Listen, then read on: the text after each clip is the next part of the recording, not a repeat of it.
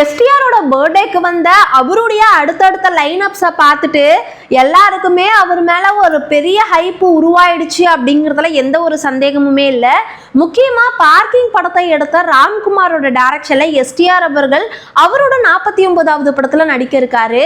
இந்த படத்துக்கான ஹைப்புமே பெருசாக இருந்துக்கிச்சு அப்படின்னே சொல்லலாம். முக்கியமாக இந்த படத்தில் ஹீரோயினா கயாடு நடிக்கிறாங்க. இந்த படத்துக்கு மியூசிக் டைரக்டர் சாய் அபயங்கர்னு நிறைய விஷயங்கள் கேள்விப்பட முடியுது. அதை தொடர்ந்து இந்த படத்துல நம்ம சிம்பு கூட சேர்ந்து சந்தானம் அவர்களுமே ஒரு இம்பார்ட்டன்டான ரோல் பண்ண போகிறதா ஒரு விஷயம் தான் வெளியாயிருக்கு. சந்தானம் அவர்கள் கொஞ்ச நாளாவே தொடர்ந்து லீட் ரோல் மட்டும்தான் பண்ணிக்கிட்டு இருக்காரு. முக்கியமா அவர் நான் காமெடியனெல்லாம் இனி நடிக்க மாட்டேன், நடிச்சா ஹீரோவா தான் நடிப்பேன் அப்படின்னு ஒத்த காலில் நிற்கிறாருன்னு நிறைய விஷயங்களை ரீசெண்டாக நம்ம கேள்விப்பட்டிருந்தோம்.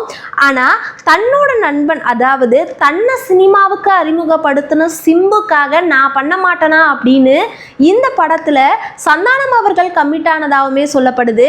சிம்பு சாண்டா இவங்களோட காம்போ கேட்கும் போது நம்ம எல்லாருக்குமே வல்லவன், வானம், வாளு இந்த மாதிரியான படங்கள் தான் ஞாபகம் வரும். அதை தொடர்ந்து மறுபடியுமே இவங்களோட காம்போ இணைய போகுது.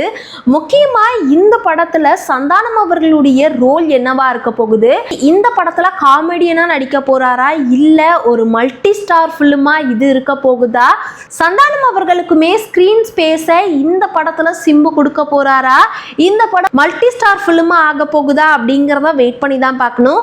இந்த வீடியோ பார்த்துட்டு நீங்க சந்தானம் அண்ட் சிம்பு இந்த காம்போ உங்களுக்கு எவ்வளவு பிடிக்கும் அப்படிங்கிறத கீழே இருக்க கமெண்ட் பாக்ஸ்ல சொல்லுங்க.